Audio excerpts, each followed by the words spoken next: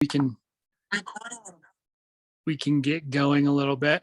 I think we're all pretty familiar with each other, well, with myself and Josh at this point, but yeah, exciting things happening. Should have a few more kids doing these events than we have in years past, which is great, mostly for travel reasons, splitting out the cost. Oh man, okay. Sorry, 1 second. I'm trying to find my screen shares here. Or I'm trying to get the right presentation up.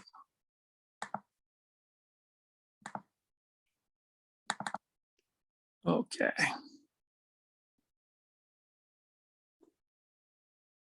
Cool. All right, so we'll put the screen share on here.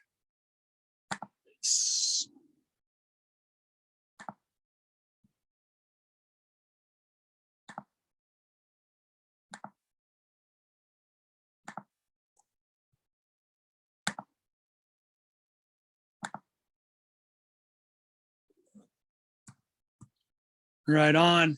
I'm gonna turn my camera off real fast, just to keep my internet running smoothly. So hopefully not too much review for some of you guys that have had to listen to some of these twice. I don't know if there's many on here, but welcome to the 21-22 season. A lot of you guys have kids in academy or are kids in academy, and couldn't be happier with the way things are going and the work ethic and the camaraderie, the support that we've kind of seen with these kids the past couple months. So it's been a lot of fun. I think it's going well. I think we're headed towards a pretty sweet season here right now. So last spring, after the big COVID year, a lot of things had changed. So we took some time to sit down and really go through our processes and what's going on and see where we could make some improvements.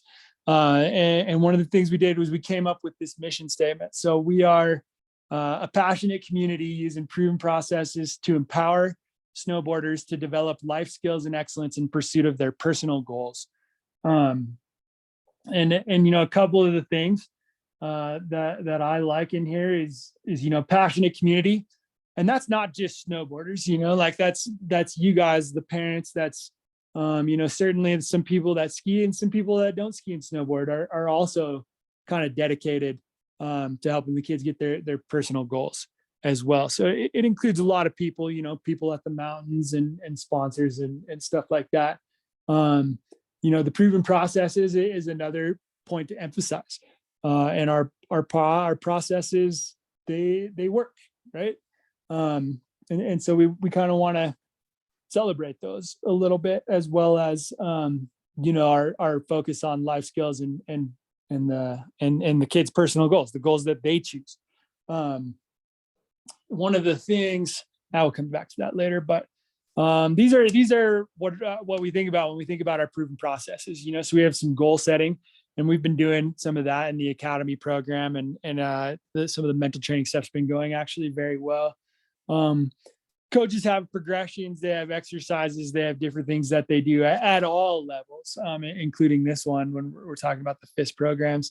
And then, just a little bit of other ways that parents can help with positive talk and energy management. And whether you guys know it or not, that LTAD is long-term athlete development. A lot of you have been participating in that with us for a long time. It's the way our seasons organized, and it's the way that it's the way our programs are organized, and it's the way we organize our training throughout the season is the long-term athlete development. So these are our programs. This is part of that long-term athlete development, but we have kids who will be doing some of these different events that are in Snowboard 301 and some kids in academy as well. And those are really the only two programs that we're talking about here in this presentation. So weekends, we're going to meet at Copper, and that's probably going to be in Center Village. Kind of want to find some spots that are a little more out of the way. So we'll communicate those once I know that it's not going to be a big deal or whatever. And there may be times that Josh or myself or someone has like a different meeting spot for a certain group anyway. So, I mean, communicating with Josh is really going to be your best bet most of the time. But right now we're looking at meeting at the climbing wall, which would be kind of behind the Jack's building. So you'd like to get out to the climbing wall, you could go down the escalators and then straight out those sliding doors and you would be at the climbing wall. So that's where that climbing wall is located.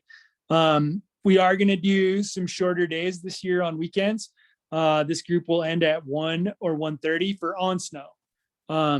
Sometimes that'll be the end of the day. Sometimes we'll go in and do a workout after we're done with on snow. And that was one of the things that we identified as needing to be a change in our process is we actually kind of found, the line of like too much time on snow where it starts to get not just unproductive for the day, but unproductive long term. The kids were pretty done at the end of the season last year. So a lot of those days will be ending at 1 o'clock, and some of those days we'll be going to Woodward. Some of those days will be done. Some of those days we'll be going to the gym. So there is still a need, lunch, water, snacks, stuff like that. So it's just important to stay in communication and kind of know what's going on each day. And that communication will be with your coach, typically Josh or myself with this group. I think everyone's pretty good with their backpacks here. So the Athletes Mountain, I don't know how many of you were in the general presentation this morning and saw Copper's ad, but it's awesome. And this is Copper's new slogan. They've had a lot of slogans throughout the years, but this one fits. This one's good. And I think they're really living it. So it's quite exciting for us, to be honest. So we get a training lane out of it, which isn't super different because we had the secret pass stuff last year. So now it's a training lane, and it's for competitive teams, I guess, that have permission to train at Copper Mountain. There's a lot of teams who do not have permission to train at Copper Mountain. We'll get this competitor lane or training lane or whatever they're calling it. And we get it at a very discounted rate. So everything that we get at a super discounted rate. No other team gets our rates, like not even close. And a lot of times our rates are half of what other teams are paying. So spring camps, we're at half. Summer camps, we're very close to half. A lot of really exciting developments around airbags that are coming to Copper Mountain. Hopefully, shipping delays excluded. Hopefully a lot of this stuff we start to see around January or February. And we'll be getting big discounts on the use of those airbags, and we get discounts on barn passes. So, it's I don't know how to be thankful enough to Copper Mountain these days. And it's just really important that when we're there, they have rookie employees, they make mistakes, and it's super important that we are always respectful when we're at Copper Mountain right now, because they're really doing a lot for us, and it certainly is exceeding my expectations what they have going on these days. So I just wanted everyone to be fully aware of that. So we got our calendars in here. I know the calendars need some work, and the academy calendar is probably the worst one right now. So I'll be spending some time this weekend getting those updated. And we really want people to be able to trust the calendars. So, you go teamsummit.org, upper right-hand corner calendar button there, and it'll bring you to a screen that looks something like this. What's missing from this screenshot is down on the lower right, or maybe it's the lower left, but near the bottom of the calendar, you can sync this to a Google Calendar. So you can actually get whatever calendar you want synced to a Google Calendar on your phone. And then if you turn on notifications, it'll notify you whenever you want it to notify you. So night before, day, like whatever, it'll tell you what's going on. So you never really miss a beat, would be the goal here. Some concussion stuff and Of course, a lot of this stuff is, I guess, kind of being proactive and just reminding you what we're required to deal with. So this is Colorado state law when you're a coach, and our governing bodies kind of put these requirements on us as well. But we don't say the concussion word. We say head injury. If we think a kid has had a head injury, it's our job to pull them out. If we have doubts, we pull them out. And they're not allowed to return until they have permission from a medical professional. We do have a medical professional on staff. Some of you may have met Rachel. Rachel did our, whatever that test was called, the one that allows us to come back to play, the concussion. I can't remember what it's called right now. I'm blanking, but sorry about that. So Rachel, a lot of times she's a phone call away. Sometimes she's on the mountain at the event, and she can remove that doubt for us. If we can't get a hold of Rachel, or if she says no, then the kid has to sit out, and they have to go through the protocol in order to return back to sport. And that is being cleared by a medical professional. A lot of people say that the chiropractor is a medical professional, but they actually don't meet the requirements of this law. So it's an MD or a physical therapist that allows these kids to come back to sport. Safe sport is the other thing that we are required to remind everybody about it. And we're supposed to tell you guys that safesport.org, there is a place for parents and kids to take safe sport training. And I do recommend you guys do that. So Safe Sport has this thing called the MAP, and the MAP stands for Minor Athlete and Abuse Prevention Policy. This is federal law that we as coaches follow the MAP. It came into federal law after the U.S. Gymnastics Larry Nassar incident. So it is designed to keep kids safe. The hardest part, the biggest thing that we run into is one-on-one communication. So communications that aren't observable or interruptible, and that's text messages, emails, social media. So text messages in particular, when a kid sends a text to a coach, just make sure he sends it to two coaches or includes a parent on that communication. So now it's observable by more than just one adult. It's no longer a one-on-one communication. Other things that may come up, and so just so you know why they're coming up, is if we have adult athletes, which we do, and they're sharing a house or sharing a room with, an 18-year-old sharing a room with a 14, 15, 16-year-old. Like it's not really a weird situation, but because the 18-year-old is an adult, we have to make sure that that's okay with the parents. The other thing that we do is we rarely stay in hotels. We do sometimes, but not very often. We usually stay in a house. Like coaches don't share rooms with kids, but we do share houses with kids. And so that's another scenario where we may end up asking like, hey, is it cool if we have adult coaches sharing a house with your minor athletes or something like that? And that's why that communication may come your way throughout the season, even though I'm pretty sure everyone on this call has already done that with like a summer camp or something already. It can still come up throughout the season and may come your way. So a little COVID update for everybody. So we've reduced four full slides into 3 sentences this year. So that's great. But the big things for these guys, and a lot of them have been doing it, we mask up in the gym, mask up in the vans, and then overnight travel when we're going to a contest. There's 2 pieces to this, and I've kind of been forgetting the one piece all day. So piece 1 is we need a negative COVID test within, I think it's 72 hours, within 3 days of departure of the trip. So that's the piece I've been forgetting all day. And then the other piece is the kids need to be vaccinated as well.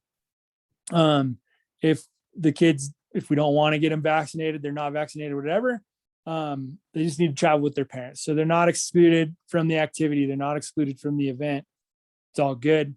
They just can't overnight. They can't travel overnight with the team. And that is all.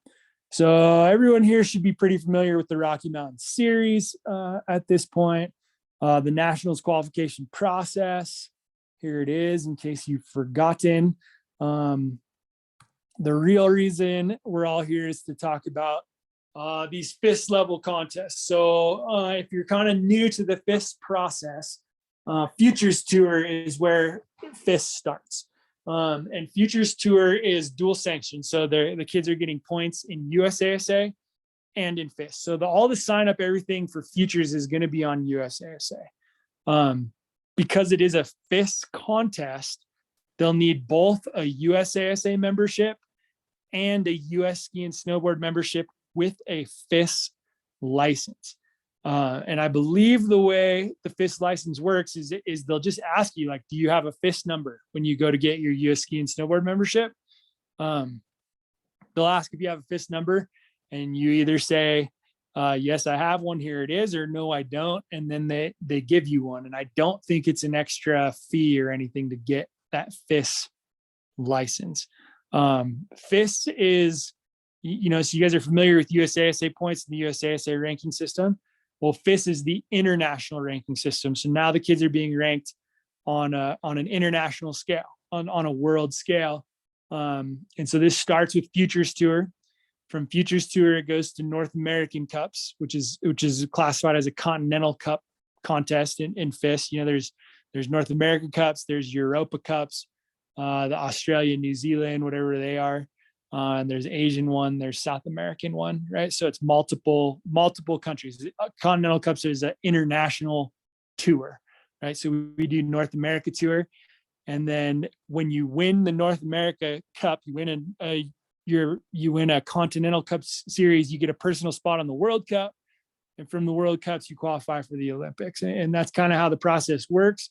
And it all starts with getting our FIS memberships, our FIS licenses with US Ski and Snowboard for Futures Tour events. So if you haven't done that yet, you'll need to go to usskiandsnowboard.org and get that FIS license. Here's the Futures events that we're kind of looking at. So there's slope and pipe in Mammoth. If anyone is wanting to do pipe, we will be there for the pipe contest. It's certainly encouraged. And then same thing with Park City. And then the copper contest on February 24th as well. And then here's the NORAM dates. So Futures is that USASA dual sanctioned FIS event. NORAM is just pure US Ski and Snowboard FIS. So this is the tour that goes on between the United States and Canada. So NORAM is short for North America Cup. So Canada event, US event, Canada event, US event. And from that, I think there's going to be like 1, 2, 3, 4, 5. I think there's 7 events total on here. And I believe what they'll probably do now that we're back to a high number of events is take your best 4 scores out of 7 events and crown a champion, right? And so that champion will get the World Cup spot. So it's your best 4 scores, which can be 4 slope styles or 3 slope styles and 1 big air. And that's been kind of the norm. And I would imagine that's what it comes back to this year. So what we've sort of proposed, and I have one of these events kind of wrong, and I've communicated some of this a little bit wrong. It's this Calgary event on the NORAM side. So we have some kids who are definitely going to do the full NORAM tour. And that's both Canada's and both US stops. And then what we've done a lot for sort of first, second year FIS kids in the past is we do a combo of the American NORAM stops combined with a few FIS events as well. And I think there's still a little bit of refining of this schedule that needs to take place before we can really, I guess, advise a lot of you guys as to which ones to go to. But as far as Futures goes for a lot of kids, I know they sent out that sign up. And so some of these first, second year kids, the Mammoth Futures, the Copper Futures, I think we're going to those. Absolutely. The Park City Futures, which you're looking at there, January 31 to Feb 5, that one's in question. I'm not certain yet that it won't be better to go to Calgary at that same time. just because there's a lot of events happening at Calgary. So, to get a little more bang for your buck, the question is, will we be able to get into those events? And that part we haven't been able to clarify yet. But sorry, Josh, I don't want to steal too much of your thunder. Would you mind chiming in? Anything you have to say on these ones? Yeah, I mean, that's pretty much covers it. Yeah, the Calgary event is an option, and we can be in touch with people individually. And so we can help you kind of sort it out, because like Matt said, there might be an option for a couple more contests. So again, yeah, more bang for your buck. And a lot of this is, yeah, like Matt was saying, this is just to put this stuff on your radar. And I mean, myself and then some other coaches will be included on those emails, but I'll be emailing you guys individually. I like to make a schedule for, and I talk with other coaches, but for each kid to be like, hey, here's the contest that makes sense for you. Anybody who's worked with me for a while, Kathy's probably seen it. I like to get into my Excel spreadsheets and I'll color code it and everything. So, I'll send you a sheet like, hey, green is a good contest for Karis to attend, for example. And yellow means, hey, this is a good one for Karis to attend if your finances are right, if his schedule's right, if he's feeling good about where he's at in the competition year. And then I might throw one in there that's orange or red and be like, hey, this is on our radar. I want you to know that we're aware this contest is happening, but it probably doesn't make sense for your rider to attend. That being said, we can definitely talk about it. So all this stuff that we're putting out to you now is kind of to put it on your radar, to let you guys know, just so you can see like, hey, here's all the stuff we have planned out. But individually, we'll definitely be in touch. And the coaches, we decide that together, kind of where we should go as a team, where each kid is ready to go. So it's not just me, picking names out of a hat and saying, hey, this kid should go here. So, yeah, I think, Matt's laid out a good plan here. We've come up with together. So, now that I know I've had some questions before this orientation, and we kind of wanted to wait till we got here, even though some signups are already available, but nothing's filled up yet. So till we got here to kind of explain to you guys how it will all look.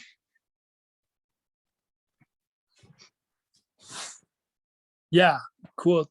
Thanks, Josh. If you guys have questions on any of this stuff, like please type it into the chat. I think we're probably need to make some moves on that Mammoth contest relatively soon, because there's some great flights going out for that one right now, which is, if anyone's been to Mammoth, and I haven't, I've just heard the stories several times and seen the billing sheets from it. Taking advantage of these flights that are available right now might be a really good move for us. Some other heads ups on that event. So that's the first, that'll be the first American stop of the NORAM. So like the futures is like, we'd fly on the 17th, do futures practice until like the 20th. And then we'd get started on the NORAM stuff. So that's why we would stay there like an 11-day trip. And the American stops of the NORAM, we have really good shot at getting into, like a little better than the Canadian stops. There's an inscription petition, which is basically like your petition to get into the event, and I'll send those out. If not tonight, like probably tomorrow, so some of you guys can start kind of trying to petition into these events. For most of the younger kids, I would say Mammoth and Aspen for sure for the NORAMs. And then obviously like the Copper futures is just too easy. And that Aspen event is sweet because we get to go on the X Games course typically. So that Aspen one's a really fun event as well. And then I think, for everything else, yeah, we'll make sure that everyone has a well thought out sort of individualized approach to this. But these are the events we're looking at attending this season, if that makes sense. Yeah. No, thanks, Josh. Just wanted to highlight the travel policy real fast for those that are familiar or maybe haven't been part of this for a little while. We try and build the travel before we leave. And the way we do that is we sort of figure out miles driven, even if it's a rental car. We don't use this $1.20 per mile on the rental cars. We use the whatever the US government standard is. I think it's like 55 or 65 cents a mile. This $1.20 is for our vans. Obviously those vans take a little more maintenance, a little more gas, and they also hold a lot more athletes. So and that's kind of why that $1.20 figures in there for the vans. Then, lodging expenses and anything else that might come up, we add all that up and we divide it by the number of people going and we bill it out before we leave. The way we do food now is actually a little different than what we've done in the past.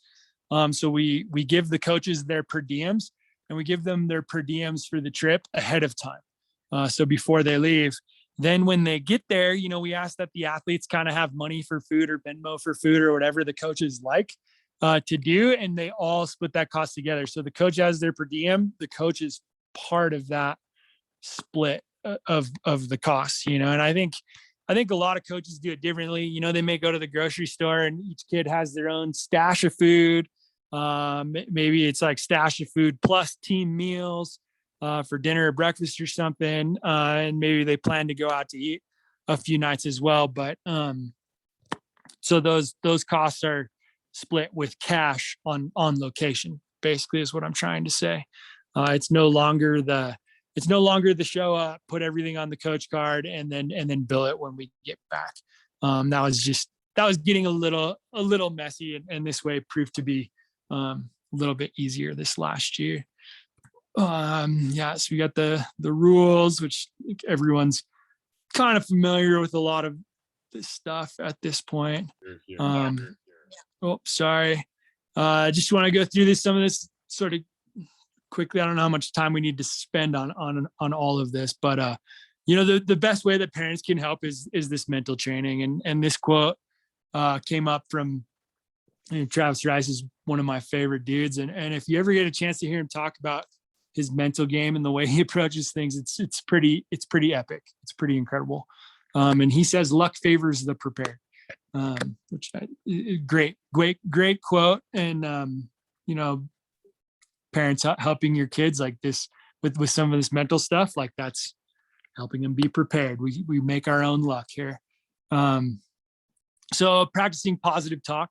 My phrase is don't say don't, can't say can't. And I know a lot of you guys have heard me say that over the years, but a lot of different mantras, quotes, whatever helps kids stay in this headspace.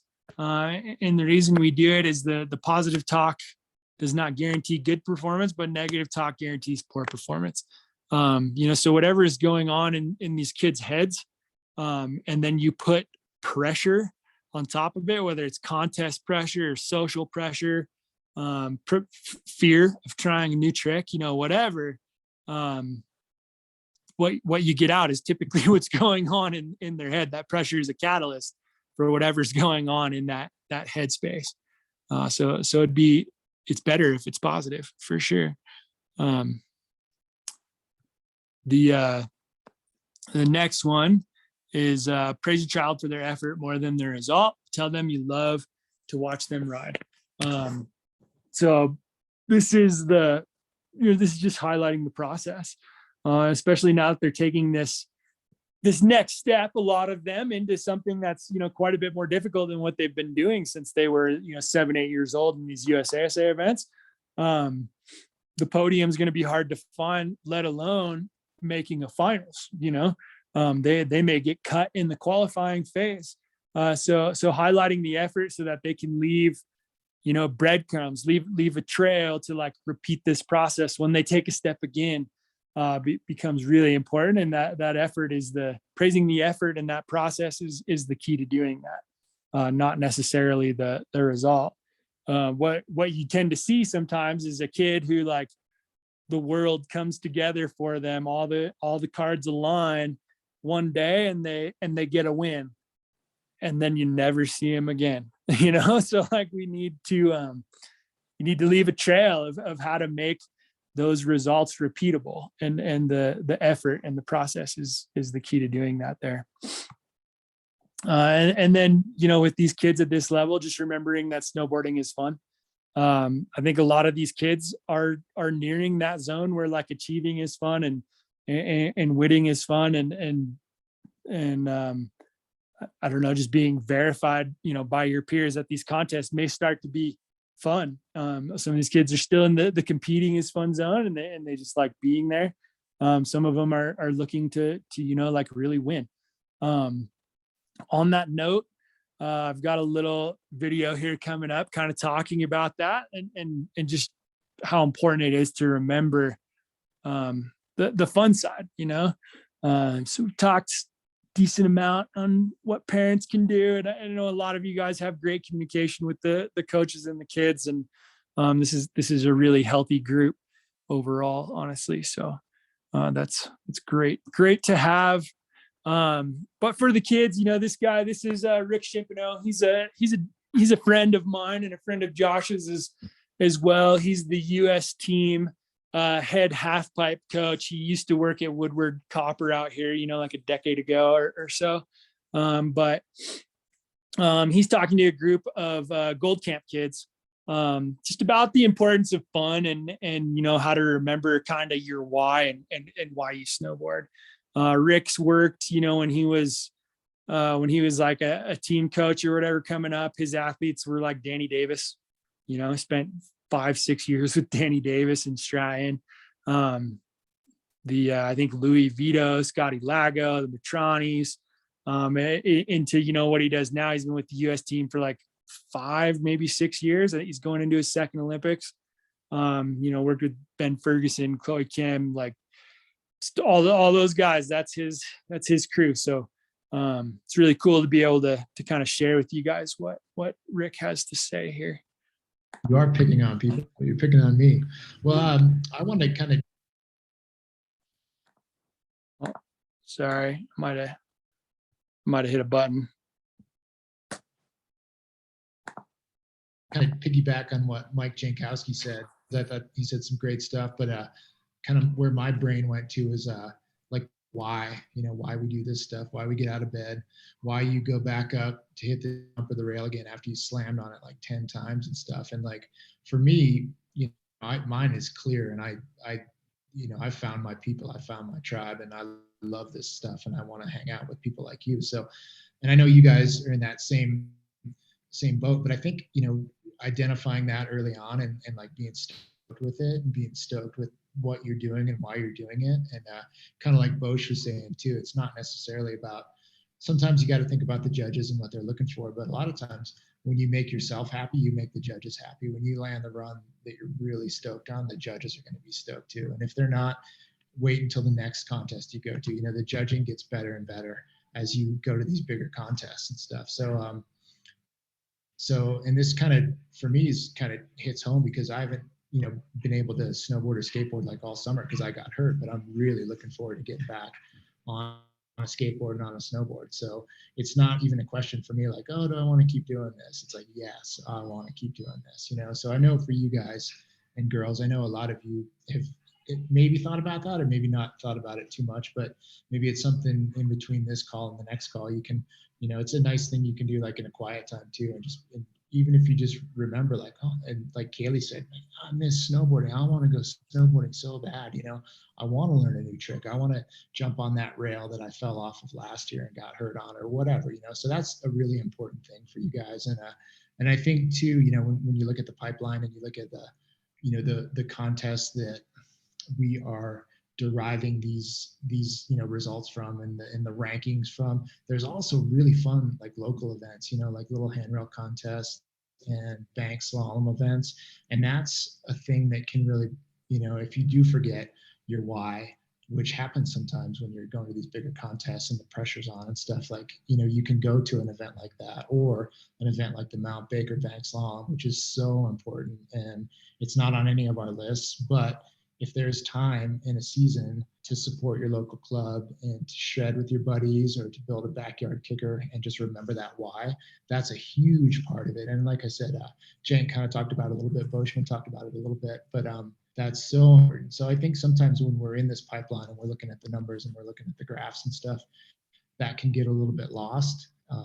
So just make sure you guys are thinking about that, and like, you know, whatever that is, some people call it like feeding the stoke or whatever, you know, just make sure you run your buddies alongside of, you know, chasing the points and stuff like that. Cause it's the same beast, you know, and we're trying to get her at all sides of it. But a lot of times, you know, remembering how fun snowboarding is super important too. So just a lighter note on that.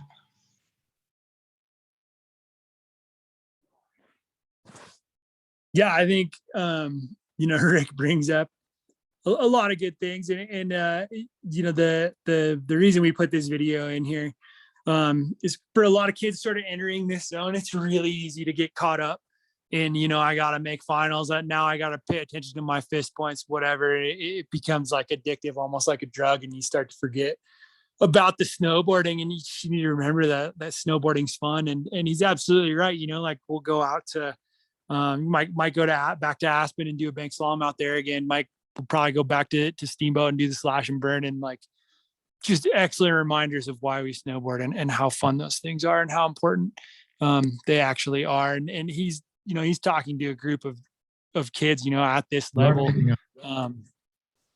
at the same level as a lot of you guys on the call. It's totally applicable. I think this crew is pretty good about showing up on time and communicating and applying their feedback. And we're all going to make an effort to stay up to date on these goal sheets this year. You know, want to go back to, you know, all the things that Copper Mountain's doing for us and how important it is that we look and act like respectable individuals on the mountain. They're helping us out so much.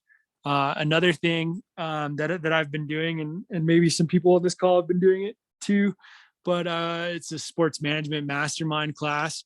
And so they get some really cool guests on there, and it's a class taught by a couple of agents, some really professional agents in the industry.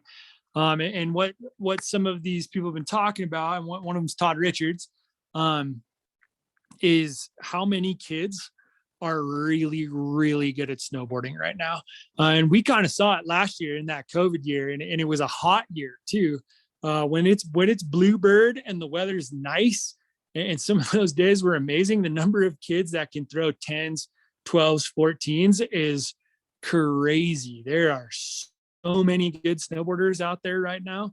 And what we're hearing from some of these sports agents and marketing people is like, there's more talent than there is, you know, money and like professional careers to go around. So like being a good snowboarder is not the end game. It's just one piece of that puzzle, you know, and having good character and being a respectful teammate and a role model on the mountain. Like that's the other piece of that puzzle. That's you know, what a lot more companies and stuff are looking at to differentiate, you know, between all these kids who can throw 12s and 14s and whatever else, you know, they need something more. And that character piece is just becoming more and more important in this sport right now. Regardless of what your goals are, really. You know, you're going to be grown-ups and humans longer than you will be high level snowboarders. So, you know, one of them we got to get right really, really well. But, you know, along with the parents and the athletes' responsibilities, coaches have responsibilities too. So, you know, it's coach's job to maintain that triangle. And I know a lot of these kids, you know, just kind of get dropped off by their parents or maybe drive themselves. And so it is the coach's job to kind of check in with the parents every once in a while as well. And you know, Josh, keeping training safe. The better these kids get, the harder it is to kind of toe the line between recklessness and progression. And I know Josh has a lot of great tactics and techniques to do that. And you know, just absolute trust in him to make that happen. And ideally, that's what's fun. But like, man, with some of the stuff these kids are doing, safety is definitely, the first thought in all of our heads. And so, moving on from that, we're taking this next step, and it's important to remember or know, like, the one thing we don't want to do is lose, or we refuse to lose, basically. Taking this next step, if we let the moment kind of shrink us into something smaller than what we really are, and we're not able to perform our best, that's losing. And there's no reason that we should ever have to do that. If we stick to our core values, our philosophies, our processes, we believe that we'll never lose. We'll always bring our best. When people beat us, they're going to have to beat our best. And sometimes our best is a crash, and that's all right. We go in fully prepared. We go in having done kind of everything we could to bring our best that day. And that's it. We'll never lose. So, hopefully everyone's fired up now for the season, but, do we have any questions in the chat there, Josh? I can't really see.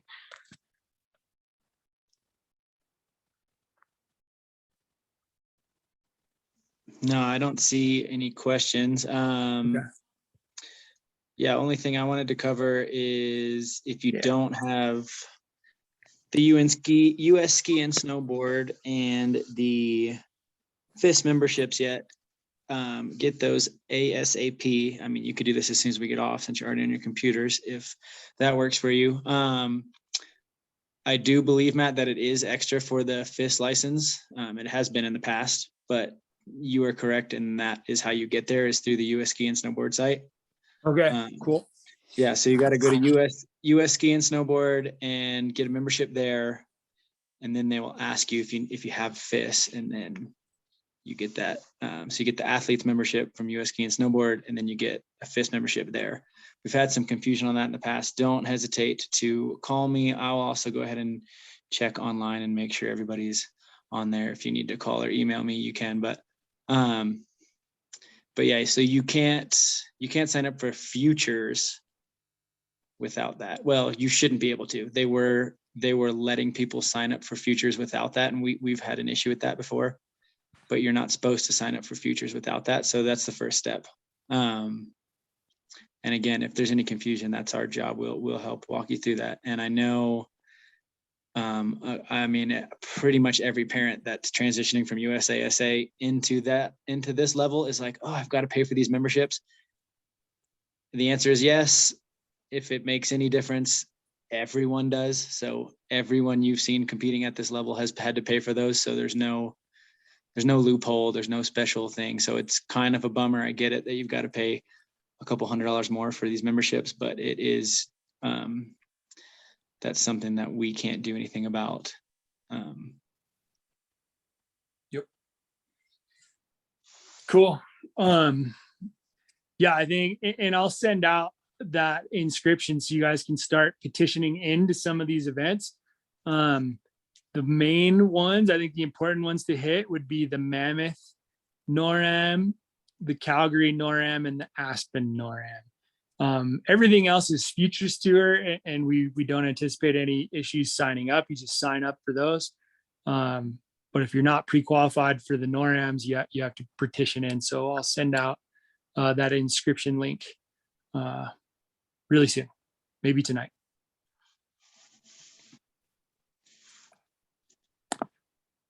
Any questions? Nobody's worried about school? All right. Cool. Yeah, look for some sort of individualized communication from me or Josh here in the coming weeks as well, to make sure that we have like good plans in place for everybody. So yeah, excuse my voice. This is a lot of long day of Zoom for me here, but thank you guys for attending. If you have any questions, you can reach out to Josh or myself. With some of this FIS stuff, Josh is the better resource to reach out to. So keep that in mind as well. Yeah, don't hesitate to ask, because I like to tell people, this day and age, you can you can go online and watch a video and learn how to do any trick. You know, maybe it works, maybe it doesn't, but where we as coaches really, I feel like Earn Our Money is helping you guys navigate through all of this. I mean, obviously working with the kids is a huge part, of course, but I would hate to have someone not ask a question because they're just like, well, I don't want to bother. I'm like, by all means, this is where we feel like there's no bad questions when you're coming into this. So if you have questions on how to sign up for anything, or should my kid really be doing this, or shouldn't my kid be doing this? I mean, ask away, because that's what we're here for. So. Absolutely.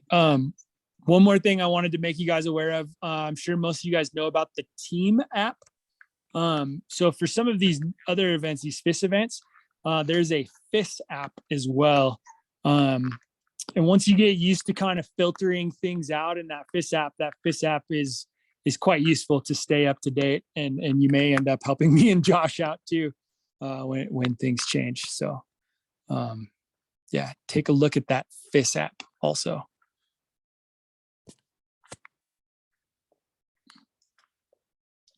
All right. Well, thank you, everybody. And don't hesitate to ask questions if you have them.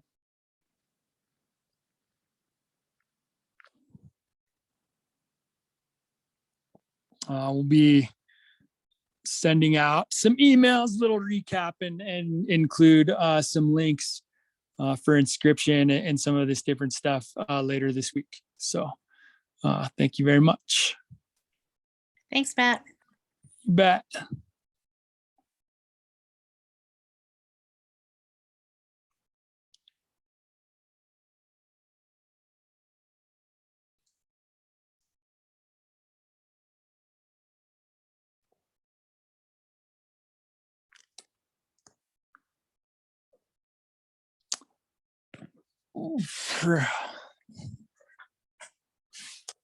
Right on. Thanks, Josh.